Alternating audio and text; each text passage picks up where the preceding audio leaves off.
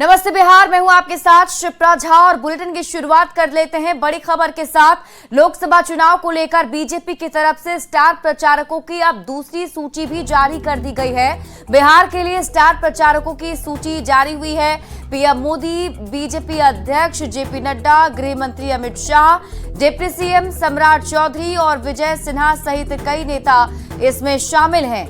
तो लोकसभा चुनाव 2024 को लेकर ये तैयारी की गई है और इसी के साथ अब बीजेपी की तरफ से दूसरी लिस्ट जारी की गई है स्टार प्रचारकों की। और इस दूसरी लिस्ट में बिहार के लिए जो स्टार प्रचारक बनाए गए हैं उनमें पीएम मोदी, बीजेपी अध्यक्ष जेपी नड्डा, गृह मंत्री अमित शाह, डिप्टी सीएम सम्राट चौधरी और विजय सिन्हा के साथ ही कई नेता इसमें शामिल हैं। यानी ये सभी इस बार लोकसभा चुनाव में एनडीए की तरफ से प्रचार प्रसार करते नजर आएंगे। खासतौर पर बीजेपी के जो प्रत्याशी हैं उनके लिए वोट मांगते नजर आएंगे।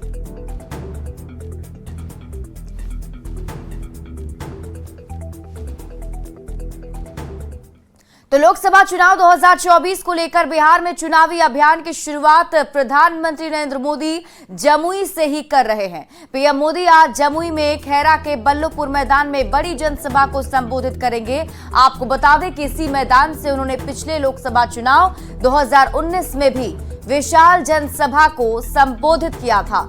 पिछली बार इस सीट से चिराग पासवान दूसरी बार यहां से चुनाव लड़ रहे थे, लेकिन इस बार उन्होंने अपने बहनोई अरुण कुमार भारती को चुनावी मैदान में उतारा है।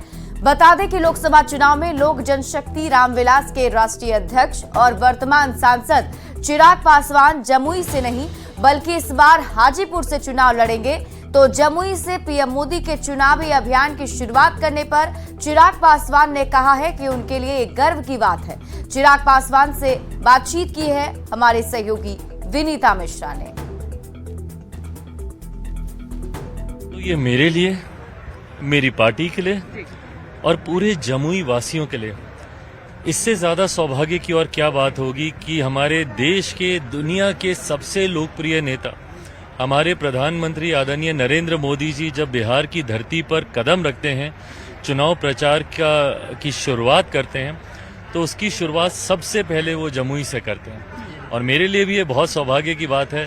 पिछली बार वो आए, उनके आशीर्वाद से पिछली बार भी मुझे बड़ी जीत हासिल हुई। इस बार भी वो शुरुआत मेरी कर्मभूमि से ही कर रहे हैं। और जहाँ तक आपने बात कहा, जमुई है लकी। पिछली बार जब आए थे मात्र 3 दल थे हम लोग, पर तब भी हम लोग 40 में से 39 सीटें हम लोग जीते थे। भारतीय जनता पार्टी थी, जनता दल यूनाइटेड थी, हम लोगों की पार्टी थी। पर इस बार 5-5 दल हम लोग एक साथ हैं, 2 और मजबूत दल हमारे गठबंधन में जुड़े हैं। जमुई हमारा पुराना उर्वरा भूमि रहा है और इस बार प्रधानमंत्री जी के आने से और उर्वरा भूमि मजबूत होगा। और यहाँ पर एनडीए गठबंधन के उम्मीदवार अरुण जी भारी बहुमत से जीतेंगे और 400 पार की संख्या में एक यहाँ की भी संख्या शामिल होकर के मोदी जी के शपथ समारोह में जमुई की जनता की आकांक्षा को भी पूरा करेंगे। तो जमुई में पीएम मोदी के साथ मंच साझा करेंगे सीएम नीतीश कुमार भी। यानी एक मंच पर एक बार फिर से पीएम मोदी और सीएम नीतीश कुमार साथ साथ नजर आएंगे। सीएम नीतीश कुमार सुबह 9:35 पर जमुई के लिए रवाना हो जाएंगे। दोपहर 12 बजे सभा को संबोधित करेंगे मुख्यमंत्री नीतीश कुमार। 12 बजे के लगभग ही पीएम मोदी भी जनसभा में मौजूद होंगे और 12 बजे मंच को संबोधित करते हुए मंच से नजर आएंगे सीएम नीतीश कुमार। तो प्रधानमंत्री नरेंद्र मोदी आज जमुई में बड़ी रैली करने जा रहे हैं। चिराग पासवान की पार्टी एलजेपीआर की ओर से यहां से चिराग के बहनोई अरुण भारती इस बार एनडीए प्रत्याशी हैं। आखिर जमुई लोकसभा सीट का इतिहास और सियासी समीकरण क्या है, आप इस रिपोर्ट के जरिए समझिए।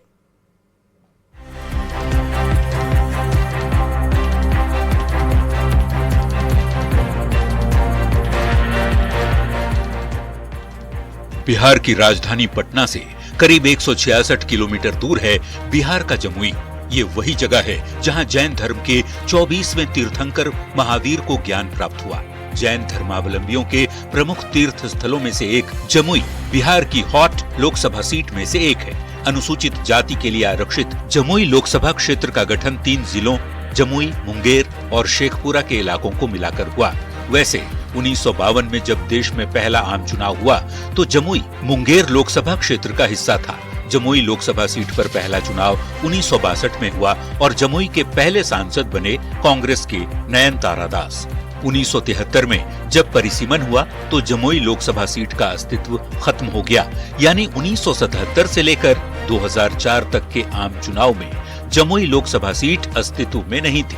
परिसीमन के बाद यह लोकसभा क्षेत्र 2008 में दोबारा अस्तित्व में आया। अनुसूचित जाति के लिए आरक्षित इस सीट से 2009 में जेडीयू के भूदेव चौधरी सांसद बने। उसके बाद से लगातार 2 चुनाव में एलजेपी के चिराग पासवान को जीत मिली। 2014 और 2019 में चिराग पासवान बड़े मार्जिन से जमुई के सांसद चुने गए। 2024 में जमुई की सीट चिराग की पार्टी एलजेपीआर के ही खाते में है। इस बार चिराग पासवान ने अपने बहनोई अरुण भारती को एनडीए के प्रत्याशी के तौर पर जमुई से मैदान में उतारा है, जिनका सीधा मुकाबला आरजेडी की अर्चना रविदास से है। जमुई लोकसभा सीट पर कुल मतदाता 19,05,487 हैं, जिनमें पुरुष मतदाता 9,96,246, महिला वोटर 9,09,190, जबकि ट्रांसजेंडर वोटर 51 है। 19 लाख से ज्यादा वोट वाले जमुई लोकसभा सीट के सियासी समीकरण पर नजर डालें तो पता चलता है कि जमुई में ओबीसी 30%, ईबीसी 10%, सामान्य 25%, मुस्लिम 5%, एससी 20% और एसटी 10% हैं। अब जमुई सीट का जातीय गुणागणित भी समझ लेते हैं। जमुई में सबसे ज्यादा वोट यादव जाति का है। यादव 3 लाख हैं, उसके बाद राजपूत 2 लाख, तीसरे नंबर पर वैश्य जाति के वोट हैं। वैश्य 1.5 लाख मतदाता हैं, जबकि अति पिछड़ा का वोट बैंक है 1.5 लाख के करीब। पिछले 3 चुनाव से इस सीट पर एनडीए का परचम लहराता है। अब सबकी नजर इस बात पर टिकी है कि 2024 में जमुई की जनता जनार्दन किसे अपना आशीर्वाद देकर संसद भेजती है। Bureau report, news 18। तो जमुई समेत बिहार में पहले चरण के तहत 4 जिलों में मतदान होगा और इस बार जमुई से चिराग पासवान की बहनोई अरुण भारती उम्मीदवार हैं। न्यूज़ 18 से बातचीत में अरुण भारती ने कहा कि चिराग पासवान ने जमुई में जो काम किया है उसे वो आगे बढ़ाएंगे। अरुण भारती से बात की हमारे सहयोगी विनीता मिश्रा ने। बिहार में पहले चरण के तहत लोकसभा का चुनाव 4 जिलों में मतदान होगा और जिस पर सभी की निगाहें जमुई पर टिकी हुई है, क्योंकि पीएम नरेंद्र मोदी जमुई से ही चुनावी अभियान की शुरुआत कर रहे हैं। जमुई सीट जहां से चिराग पासवान वर्तमान में सांसद हैं, लेकिन इस बार चिराग पासवान ने अपनी बहनोई यानी जीजाजी अरुण भारती को यहां से उम्मीदवार बनाया है। ऐसे में अरुण भारती जो जमुई से पहले से वाकिफ हैं, इस बार चुनाव पहली बार लड़ रहे हैं। क्या कुछ इनके मुद्दे होंगे, हम इन्हीं से जानते हैं। अरुण जी, हालांकि जमुई से तो आप जुड़े हुए हैं क्योंकि पार्टी और परिवार लगातार आपने देखा है। चिराग जी के बुरे वक्त में भी आपने उनका साथ दिया है, तो जमुई हमेशा आना जाना रहता होगा। लेकिन अब उम्मीदवार के रूप में आप जमुई की जनता के बीच जा रहे हैं, क्या कुछ मुद्दे नजर आ रहे हैं आपको? देखिए, सबसे पहले मैं आपको धन्यवाद देना चाहूँगा। हम लोग आज बात कर रहे हैं और इस बारे में सबसे पहले मैं चिराग जी के किए हुए कार्यों के बारे में बात करूँगा, चाहे वो केंद्रीय विद्यालय हो झाझा का, चाहे मेडिकल कॉलेज हो जो उन्होंने शुरुआत कर दिया, उसका कंस्ट्रक्शन अंडर कंस्ट्रक्शन है, चाहे 3000 करोड़ की झाझा से चकाई की रेलवे परियोजना हो, चाहे गाँव को सड़कों से जोड़ना हो, जब गाँव को बिजली से जोड़ना हो, पासपोर्ट का ऑफिस खुलना हो, एफसीआई का ऑफिस खुलना हो यहाँ पे हो, तो उन सारे कामों को उन्होंने किया है। ये काम पिछले 25 सालों में जमुई में नहीं हुए थे। चिराग जी के आने के बाद ये सारे काम हुए हैं। बहरहाल इसके बावजूद अभी बहुत ज़्यादा काम करने की ज़रूरत है, इसलिए मेरी पहली प्राथमिकता होगी चिराग जी के जो किए हुए कार्य अधूरे रह गए हैं उसको मैं पूरा करूं, जिसमें सबसे पहले मेडिकल कॉलेज है जिसका प्रोजेक्ट अभी अंडर कंस्ट्रक्शन है और हमारा प्रयास रहेगा कि ये जल्द से जल्द पूरा हो। चिराग जी ने कहा भी था कि जमुई का बेटा हूं और एक अपने ही घर का एक बेटा दे रहा हूं, तो बाहरी नहीं हुआ?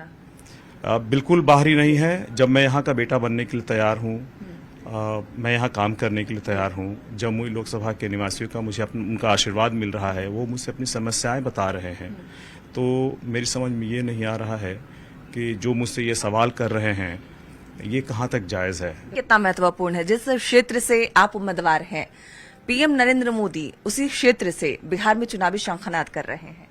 ये मेरे लिए बहुत ही सौभाग्य की बात है। मैं अपने आप को बहुत ज़्यादा सौभाग्यशाली मानता हूँ कि प्रधानमंत्री जी बिहार में जो अपनी चुनावी रणभेरी है वो जमुई से फूंक रहे हैं और मुझे पूरी उम्मीद है कि हम बिहार में 40 की 40 सीटें जीतेंगे और नरेंद्र मोदी जी की झोली में डालकर उनके 400 पार के लक्ष्य को पूरा करेंगे। देश एक है और कोई भी कहीं से स्वतंत्र रूप से चुनाव लड़ सकता है। बाहरी और भीतरी कोई नहीं होता।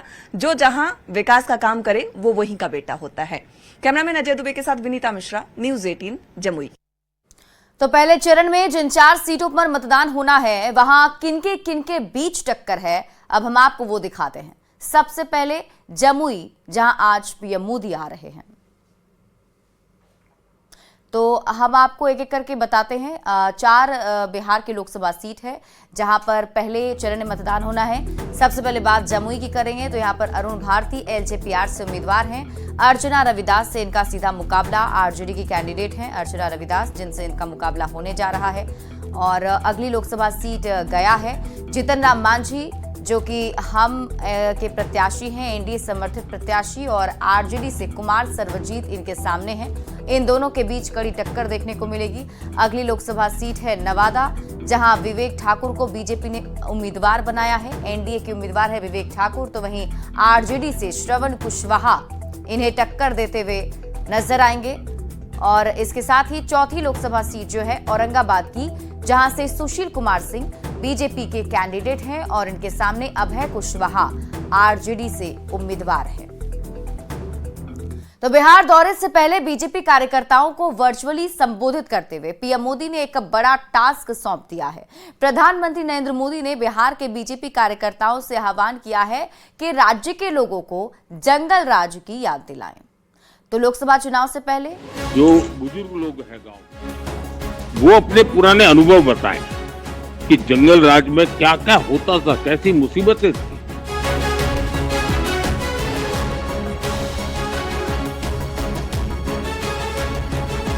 4 अप्रैल को प्रधानमंत्री नरेंद्र मोदी बिहार आ रहे हैं।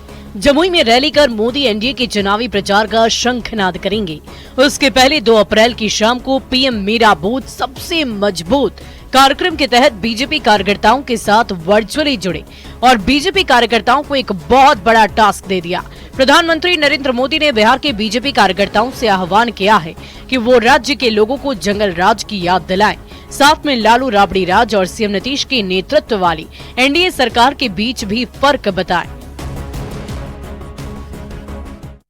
और पुराने लोगों से कहें, जो बुजुर्ग लोग हैं गांव में, वो अपने पुराने अनुभव बताएं कि जंगल राज में क्या क्या होता था, कैसी मुसीबतें थी। और जब वो लोग बताएंगे तो ये नई पीढ़ी को पता चलेगा, माताओं बहनों को याद आएगा। जंगल राज की याद दिलाने के पीएम मोदी के आह्वान के बाद बिहार में सियासी बहस छिड़ गई है।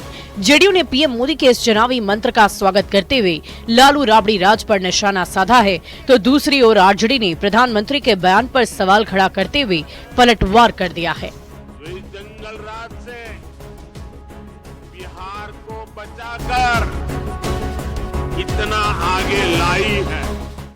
118 नरसंहार का बिहार खेत खलिहान में आग लगा हुआ था। दिन में भी लोग निकलने में भयभीत रहते थे। उनको ये भी कहना चाहिए था कि 14 मैंने जो वादा किया था बेरोजगारों को साल में एक साल में 2 करोड़ बेरोजगारों को रोजगार देने का और किसानों के उपज का दोगुना दाम देने का, देश से महंगाई भगाने का, उनको ये भी बात कहनी चाहिए। हालांकि ये कोई पहला मौका नहीं जब प्रधानमंत्री ने जंगल राज का जिक्र किया हो। प्रधानमंत्री नरेंद्र मोदी जब भी बिहार में कोई चुनावी रैली करते हैं तो जंगल राज का जिक्र जरूर करते हैं। दरअसल 1990 से लेकर 2005 के दौरे को बीजेपी जंगल राज कहती है। रेप, हत्या, अपहरण, डकैती की घटनाओं को लेकर बीजेपी निशाना साधती है। साथ में अपराध के मुद्दे पर लालू राबड़ी शासन पर टिप्पणी करते हुए बीजेपी हर चुनाव में जंगल राज को ही मुद्दा बनाती है। यही वजह है कि एक बार फिर प्रधानमंत्री नरेंद्र मोदी ने बीजेपी कार्यकर्ताओं को टास्क दे दिया है कि वो नए वोटर्स को ये बताएं कि लालू राबड़ी के शासन के दौरान बिहार में क्या स्थिति थी। न्यूज 18 के लिए पटना से आनंद अमृतराज के साथ ब्यूरो रिपोर्ट।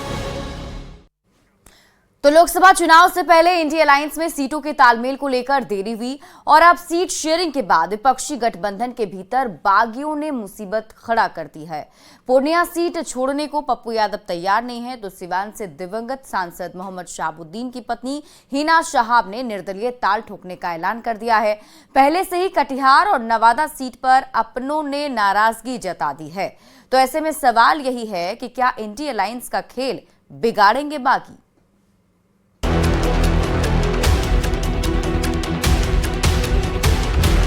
कांग्रेस नेता पप्पू यादव पूर्णिया सीट से चुनाव लड़ने पर आमदा है। न्यूज 18 से बातचीत में पूर्व सांसद पप्पू यादव ने कहा है कि वो गुरुवार को पूर्णिया सीट से नामांकन करने वाले हैं। बुधवार को आरजेडी की प्रत्याशी बीमा भारती ने अपना नामांकन दाखिल कर दिया। ऐसे में पूर्णिया सीट को लेकर सियासत हाई है। हमको लगा लालू यादव जी बड़े बेटे के तहत आशीर्वाद देंगे और जब उसने सामने में आकर के पहला नामांकन करने ही आए पप्पू यादव के खिलाफ और मंच पर आकर के जो मन में सो बोलते हैं, मेरे पास रास्ता अपने मां के आंचल के अलावे बचता क्या है, मरता क्या नहीं करता। Love and war everything is fair. Tejashwi Yadav ने बीमा भारती को पूर्णिया की बेटी बताया है। कहा है कि बीमा भारती अति पिछड़ा की बेटी है, उनकी जीत पक्की है।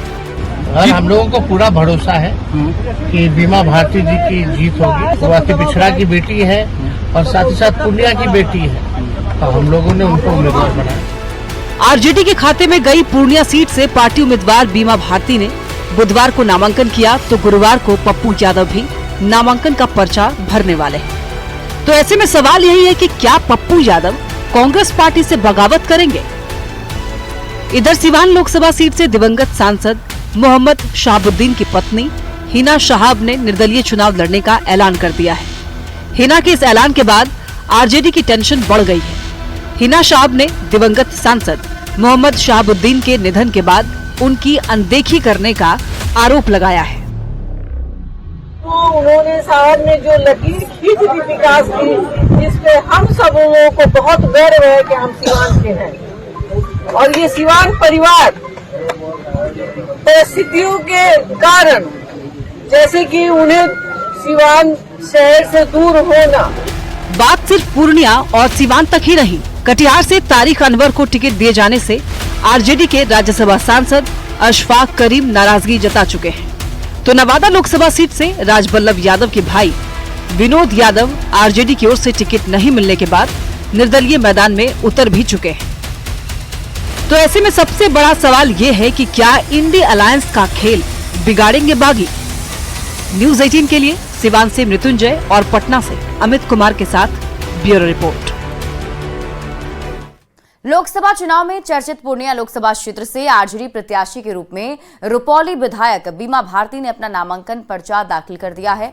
बीमा भारती के नामांकन के बाद एक जनसभा का आयोजन हुआ जिसमें तेजस्वी यादव भी शामिल हुए। सभा को संबोधित करते हुए तेजस्वी यादव ने नीतीश कुमार पर हमला बोला। बता दें, बीमा भारती 5 बार रुपौली विधानसभा क्षेत्र से विधायक रह चुकी हैं, जिसमें साल 2000 में पहली बार वो निर्दलीय चुनाव जीती थी और उसके बाद 2005 के अक्टूबर महीने के चुनाव में वो आरजेडी के टिकट से रुपौली से जीत हासिल की थी। पूर्णिया की धरती पे प्रधानमंत्री जी ने ऐलान किया था 2014 में कि सरकार में आएंगे तो बिहार को विशेष राज्य का दर्जा देंगे। अब तक नहीं मिला। अमित शाह जी का तो कहना ही क्या है, उनको जानकारी का अभाव रहता है। पिछले बार पूर्णिया आए थे तो कह रहे थे एयरपोर्ट चालू हो गया। पता नहीं, हमने तो कोशिश की टिकट कराने की, लेकिन टिकट नहीं बन पाया। पता चला कि एयरपोर्ट चालू ही नहीं है। अब पता नहीं भाजपा के लोग जो हैं इतना झूठ क्यों बोलते हैं। तो इस बार स्थानीय मुद्दे पर चुनाव हो रहा है, उसलिए जनता जो है मजबूती के साथ लोग खड़े हैं। जितने भी हमारे पूर्णिया जिला में जो कमी है, यहाँ के जनता मुझे आशीर्वाद देंगे तो यहाँ के सभी जनता को उम्मीद जो लगाए हुए हैं उनको पूरा करने का मेरा भरपूर प्रयास रहेगा। कितना असर पड़ेगा पूर्णिया में? बिल्कुल बहुत असर पड़ेगा। हमारे भाई आए हैं, बहुत हम खुश हैं।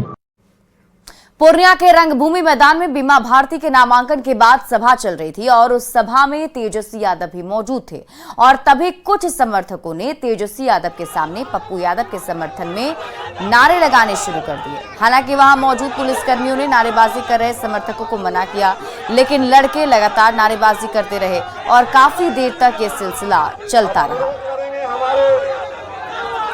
मंच पर मंचासीन है सैयद रुकनुद्दीन अहमद साहब से माननीय विधायक बैसी है, माननीय विधायक बैसी सैयद रुकनुद्दीन साहब माननीय।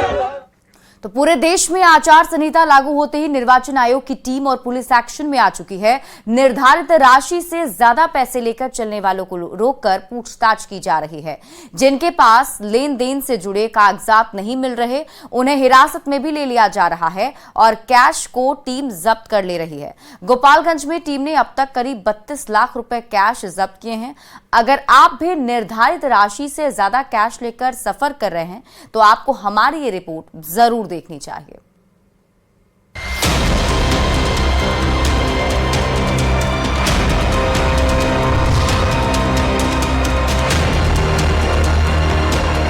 टेबल पर बिखरे पड़े नोटों के इन बंडल को चुनाव आयोग की फ्लाइंग स्क्वाड टीम ने जब्त किया है, वो भी बिना नंबर प्लेट की एक बाइक की डिक्की से। पुलिस ने बाइक को भी जब्त कर लिया है और बाइक चला रहे युवक को भी हिरासत में लिया है। तस्वीरों में दिख रही वो लाल रंग की बाइक है जिसकी डिक्की में 1-2 लाख नहीं पूरे 20 लाख रुपए रखे हुए थे। के मद्देनजर गोपालगंज की फ्लाइंग स्क्वाड टीम ने एक बड़ी कार्रवाई की है। मीरगंज पुलिस के साथ आज फ्लाइंग स्क्वाड की टीम ने यानी कि एफएसटी की टीम ने वाहन जांच के दौरान एक बाइक से 20 लाख रुपए कैश जब्त की है। सभी 500 नोटों के ये बंडल हैं और भोरे थाना क्षेत्र से सिवान कैश को ले जाया जा रहा था। बताया जा रहा है कि बिना नंबर प्लेट की बाइक की डिक्की में कैश को रखा गया था। युवक को हिरासत में लेकर पैसे के बारे में पूछताछ की गई, लेकिन वो सही जवाब नहीं दे सका। आचार संहिता लगने के बाद से बिहार में अब तक की सबसे बड़ी रकम है जिसे जब्त कर लिया गया है। अब सवाल ये है कि क्या पैसे का इस्तेमाल चुनाव में करना था? अगर नहीं तो क्या जब्त कैश किसी बिजनेसमैन का है? इसके बारे में अब तक खुलासा नहीं हो सका है और न ही युवक ने कुछ बताया है। अगर आप भी आचार संहिता के दौरान कैश लेकर सफर कर रहे हैं तो आपको कुछ बातों का ध्यान रखना होगा। कौन से दस्तावेज चाहिए? पहला, पहचान पत्र। कैश को ले जा रहे व्यक्ति का पहचान पत्र और धन के लेन देन से उसके संबंध का प्रमाण चाहिए। दूसरा, कैश विड्रॉल का प्रूफ, जैसे बैंक निकासी की पर्ची या मैसेज, ताकि ये साबित हो सके कि कैश कहां से आ रहा है। और तीसरा, यूज का प्रूफ, पैसा जहां भेजा जा रहा है उसका प्रमाण, ताकि ये साबित हो सके कि ये कैश किसे दिया जाएगा। अगर आपके पास ये 3 कागजात हैं, तो आप 50,000 से अधिक की राशि अपने साथ लेकर जा सकते हैं। अगर नहीं है तो पुलिस पैसे को जब्त कर लेगी। बता दें कि इससे पहले भी जिले में टीम कैश जब्त कर चुकी है। कब जब्त हुआ कैश? 2 अप्रैल को 1,53,000 कैश जब्त किया गया, जबकि 1 अप्रैल को 6,79,000 कैश जब्त किया गया। वहीं 25 मार्च को टीम ने 4,30,000 कैश जब्त किया था। न्यूज़ 18 भी आपसे अपील करता है कि यदि आप शादी, ब्याह या किसी इमरजेंसी के लिए निर्धारित राशि से ज्यादा लेकर सफर कर रहे हैं तो अपने पास ये 3 कागजात जरूर साथ रखें। न्यूज़ 18 के लिए गोपालगंज से गोविंद कुमार के साथ ब्यूरो रिपोर्ट।